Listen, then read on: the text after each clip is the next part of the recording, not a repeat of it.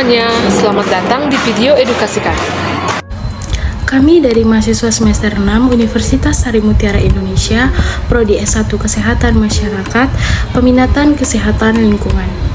Dalam video ini kami akan membahas tentang pengendalian vektor kecoa, di mana pengendalian vektor kecoa ini menjadi salah satu topik penting dalam menjaga kesehatan lingkungan. Yuk kita pelajari bareng-bareng bagaimana kecoa bisa menjadi vektor penyakit dan apa saja yang bisa kita lakukan untuk mencegahnya.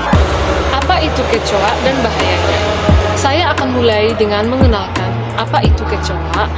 Kecoa adalah serangga yang termasuk dalam golongan vektor mekanik, artinya mereka bisa membawa berbagai kuman, bakteri, bahkan telur cacing dari tempat yang kotor ke tempat bersih, termasuk makanan kita. Kecoa sering hidup di tempat lembab dan gelap seperti dapur, saluran air, atau bawah lemari. Dua jenis kecoa yang paling umum adalah Planeta americana atau kecoa Amerika besar dan coklat, dan Patella graminica atau kecil dari cepat bergerak. Bahaya utama dari kecoa adalah kemampuannya menularkan penyakit seperti diare, disentri, keracunan makanan, hingga infeksi saluran pencernaan. Kotorannya juga bisa menyebabkan alergi atau asma, terutama pada anak-anak. Nah, kenapa sih kecoa itu bisa dengan cepat dan mudah berkembang biak di rumah kita? Pertama itu karena lingkungan kita yang tidak bersih, adanya makanan yang tercecer, adanya tumpukan sampah yang tidak segera dibuang, atau tempat cuci piring kita yang lembab dan itu bisa menjadi sumber makanan bagi kecoa. Nah, yang kedua itu kecoa juga suka bersembunyi di tempat-tempat yang sempit seperti celah-celah dinding, sela-sela lemari, dan tumpukan-tumpukan kain.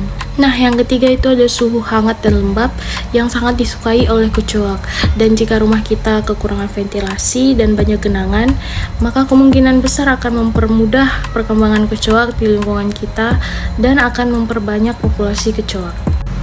Nah, jika hal-hal ini tidak dengan cepat dikendalikan, maka populasi kecoa akan dengan cepat meningkat. Nah, sekarang teman-teman kita akan membahas tentang bagaimana caranya mengendalikan kecoa. Yang pertama, ada dari sisi pencegahannya, yaitu pertama, jaga kebersihan rumah secara rutin, kedua, jangan biarkan makanan terbuka, dan ketiga, buang sampah setiap hari dan tutup rapat. Kedua, dari sisi pengendalian fisik. Yang pertama itu, tutup semua celah dinding atau lantai, perbaiki saluran air yang bocor, jangan menumpuk kardus atau kertas di satu tempat. Yang ketiga itu teman-teman kita bisa menggunakan bahan kimia. Yang pertama, kita bisa menggunakan semprotan insektisida ataupun umpan kecoa, tetapi harus digunakan sesuai petunjuk agar tidak membahayakan kesehatan manusia dan hewan peliharaannya. Yang terakhir itu teman-teman pendekatan biologis. Yang pertama misalnya dengan kita memakai musuh alami kecoa seperti hewan toke atau beberapa jenis jamur entomopatogenik, atau bisa juga menggunakan perangkap ramah lingkungan. Yang terpenting itu teman-teman konsistensi ya, jangan hanya sekali membersihkan tapi jadikan kebersihan sebagai kebiasaan sehari-hari.